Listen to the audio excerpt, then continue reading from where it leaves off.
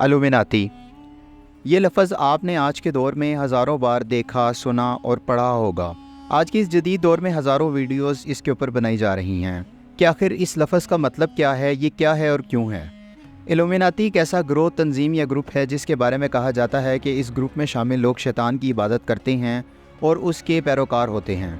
इस Illuminati word का लफ्ज़ी मतलब इल्म वाला ग्रोह है। ये लोग अपने आप को सबसे ज़्यादा इल्म वाले और बाकी इंसानों से अफजल समझते हैं और शैतानी कामों को बढ़ावा देते हैं और उसे प्रमोट करते हैं। ये आधा सच है जो आपको बार बार सुनने को मिलता है। आज से हज़ारों साल पहले ज़मीन यानी अर्थ और मार्स के दरमियान एक सियारा मौजूद था। इसके नाम के बारे में कोई ठोस शवाहिद मौजूद नहीं है। इस पर ऐसी मखलूक आबाद थी जिसके पास इतना इल्म था कि वो ज़िंदा या मुर्दा चीज़ों की तख्लीक को ही बदल देते थे। ये मखलूक शैतानी नस्ल से पैदा हुई थी। इस मखलूक ने इस कदर इल्म होने का फ़ायदा उठाते हुए राह हक़ की तलाश करने की बजाय उल्टा रास्ता अख्तियार किया और शैतान से विरसे में मिलने वाली इंसान से नफ़रत को परवान चढ़ाया। इस मखलूक ने अपने सियारे में ऐसे कारनामे सरअंजाम दिए कि अल्लाह ताला ने इनको सज़ा देने के लिए फ़रिश्तों को मुकर्रर किया। फ़रिश्तों ने उस मखलूक के साथ जंग की और उनको और उनके सियारे को नेस्तो नाबूद कर दिया। आज भी उस सियारे की बाक़ियात सूरत के गिर्द चक्कर लगाती दिखाई देती हैं। लेकिन अपने इल्म की वजह से उस मखलूक को ये बात पता चल चुकी थी कि उनका अंजाम बहुत खौफनाक होने वाला है। तब उनमें से कुछ ने स्पेस पोर्टल बनाई और ज़मीन पर आ पहुँचे। इस मखलूक को इल्यूमिनाती कहा जाता है। इल्यूमिनाती इस जदीद दौर का लफ्ज़ है। पुराने ज़माने में इनको अनुनाकीस के नाम से भी जाना जाता था। जिस वक्त ये मखलूक ज़मीन पर पहुंची उस वक्त हज़रत आदम अलैहिस्सलाम के बाद हज़रत शीस अलैहिस्सलाम के नबूवत का दौर था। काफ़ी कमज़ोर और कम होने की वजह से वो हज़रत शीस की कौम को कोई बड़ा नुकसान तो ना पहुंचा सके, लेकिन इस कौम के कुछ नाफरमानों के साथ मिलकर बुराइयों, राह हक़ से दूरी, ज़िना और इस जैसे दूसरे गुनाहों को परवान चढ़ाया। यहाँ पर यह बात ज़रूरी है कि यह मंजर कशी उस वक़्त की है जब इंसानियत का अभी आगाज़ ही हुआ था, लिहाजा इनमें शिरक तो नहीं था लेकिन बाकी बुराइयाँ पैदा हो चुकी थीं। हज़रत आदम अलैहिस्सलाम अल्लाह ताला के पहले पैगंबर और हज़रत शीस अलैहिस्सलाम जो हज़रत आदम अलैहिस्सलाम के बेटे थे वो अल्लाह के दूसरे नबी हैं। नाफरमानों की कौम कबील की कौम थी और कबील हज़रत आदम अलैहिस्सलाम का वो बेटा था जिसने इंसानियत का पहला कत्ल किया था, वो भी अपने भाई का, जिसका नाम हाबील था। इल्यूमिनाती मखलूक को परवान चढ़ाने में सबसे बड़ा किरदार कबील की कौम का था। उन्होंने गाहे बगाहे इनके झूठे नज़रियात को लोगों में फैलाना शुरू कर दिया और कई किस्म की बुराइयों ने जन्म लिया, जैसे कत्ल, ज़िना, झूठ, मक्कारी, नफ़रत वगैरह।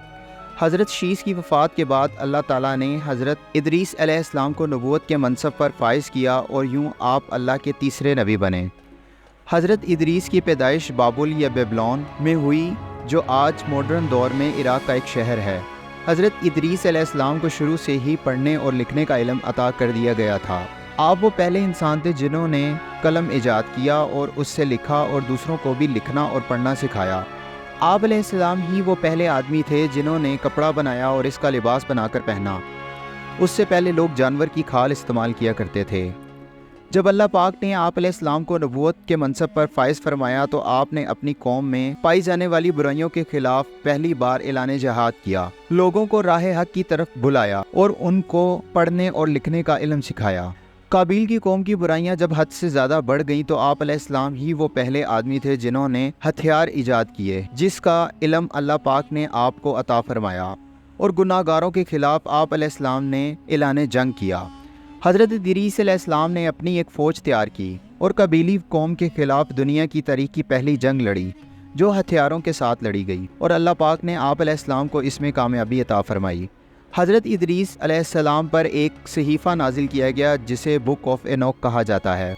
इन सब वाक़यात का जिक्र बाइबल में भी मिलता है। इस सहीफ़े में ऐसे वाक़यात और इल्यूमिनाती मखलूक के बारे में ऐसे हक़ाइक़ हैं जो कि आज तक किसी ने बयान नहीं किए होंगे।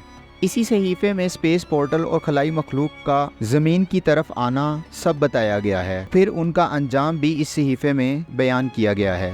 जब हज़रत इदरीस अलैहिस्सलाम ने बदकार कौम के ख़िलाफ़ जंग करके उन्हें हरा दिया तो ये हार दरअसल उनकी नहीं बल्कि इल्यूमिनाती मखलूक की हार थी, जिस पर वो बहुत ज़्यादा दुखी थे और गुस्से और बदले की आग में जल रहे थे। अब इस मखलूक ने अपनी तादाद बढ़ाने और इंसानियत पर हुकूमत करने का फ़ैसला किया। इल्यूमिनाती मखलूक ने अब इंसानों को अपना असल चेहरा दिखाया और अपने नापाक मिशन का आगाज़ किया। ये मखलूक दरअसल द्यो कामत यानी बहुत लंबे कद वाली मखलूक थी। جن کے چہرے جانوروں والے اور جسم انسانوں والے تھے۔ ان کے پاس ایسا علم موجود تھا کہ وہ انسان کی تخلیق بدل دیتے تھے۔ وہ ہوا میں اڑ سکتے تھے اور خلا میں بھی جا سکتے تھے، اور ان پر ٹائم اور سپیس کا اطلاق نہیں ہوتا تھا۔ انہوں نے تیزی سے اپنی نسل بڑھانا شروع کر دی۔